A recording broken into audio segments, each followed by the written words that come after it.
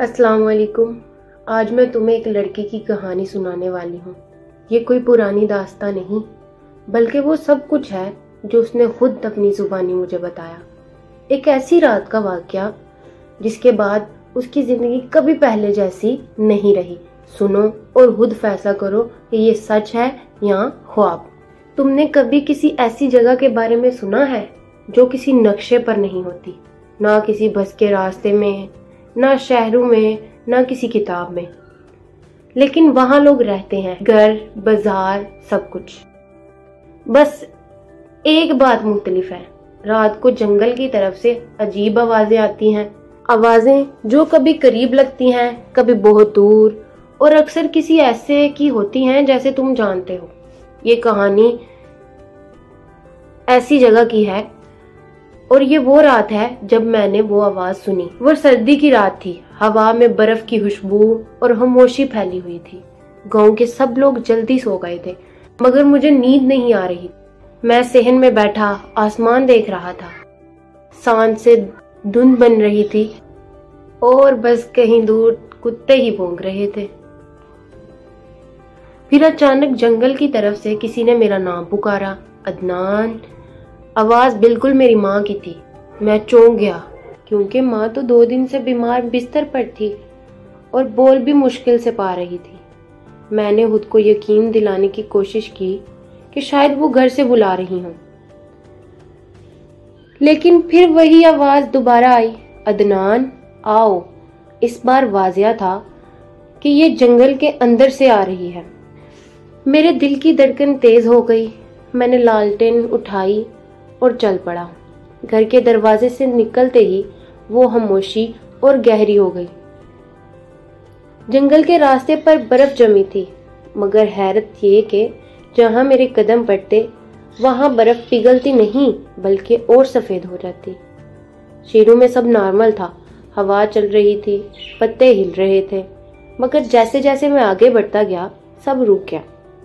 हवा, पत्तों की सरसराहट, यहाँ तक कि दूर के कुत्ते भी चुप हो गए। अब बस मेरे कदमों की आवाज रह गई थी। कुछ दूर जाकर मैंने देखा कि रास्ते बदल गए हैं। वो दरख्त जो मैं रोज देखता था गायब थे। इनकी जगह अजीब मुड़े हुए दरख्त थे जिनकी जड़ें जमीन से उबर कर बाहर निकली हुई थी। इन जड़ों पर कोई हल्की सी चमक थी, जैसे इनके अंदर कुछ जिंदा हो। एक लम्हे को मुझे लगा कि मैं वापस चला जाऊं, लेकिन पीछे मुड़कर देखा तो रास्ते बंद थे। वही दरख्त जो पहले पीछे थे अब एक दूसरे के साथ जुड़कर दीवार बन गए थे। मैं और आगे बढ़ा। फिर वो मिली, एक औरत, लंबे स्याह बाल, चेहरे पर हल्की सी मुस्कुराहट और लिबास ऐसे जैसे धुंध से बना हो। तुम आ गए? उसने आहिस्ता कहा।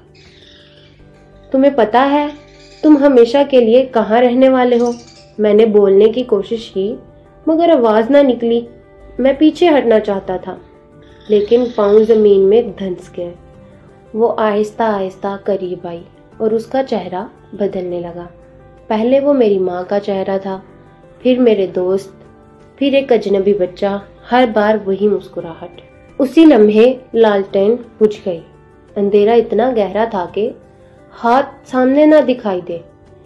फिर मेरे कंधे पर किसी का हाथ आया। वो ठंडा नहीं था बल्कि अजीब हद तक गर्म, जैसे किसी ने अभी अभी आग को छुआ हो। पीछे मत देखना, एक सरगोशी हुई, लेकिन आवाज मेरी अपनी थी। मैंने आंखें बंद करके एक कदम पीछे लिया, फिर दूसरा। अचानक जमीन मेरे कदमों से निकल गई और मैं गिरा, और जब आंखें खुली तो मैं गांव के बाहर था। हर चीज वैसी थी, बर्फ, सर्द हवा, मेरा घर सामने। मैंने गहरा सांस लिया। लालटेन जल रही थी, लेकिन जब मैं घर के करीब पहुंचा एक अजीब बात नोट की। घर की खिड़की में मेरी माँ मुझे देख रही थी, मुस्कुरा रही थी, लेकिन पीछे इसके कमरे में वही औरत खड़ी थी, धुंध के कपड़ों में। जब मैं अंदर गया सब कुछ नॉर्मल लगा। माँ ने मुझसे बात की, खाना खाया और सो गई।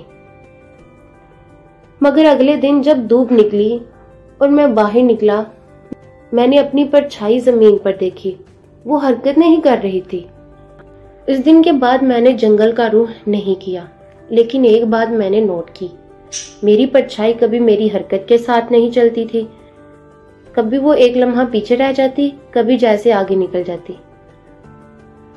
پہلے تو میں نے اسے نظر انداز کیا، لیکن کل رات میں نے کچھ ایسا دیکھا۔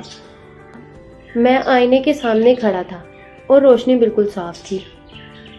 میرے ہاتھ میں پانی کا گلاس تھا، میں نے پانی کا گھونٹ لیا، لیکن آئینے میں میری پرچھائی ابھی بھی گلاس کو ہونٹوں سے لگا رہی تھی اور مسکرا رہی تھی۔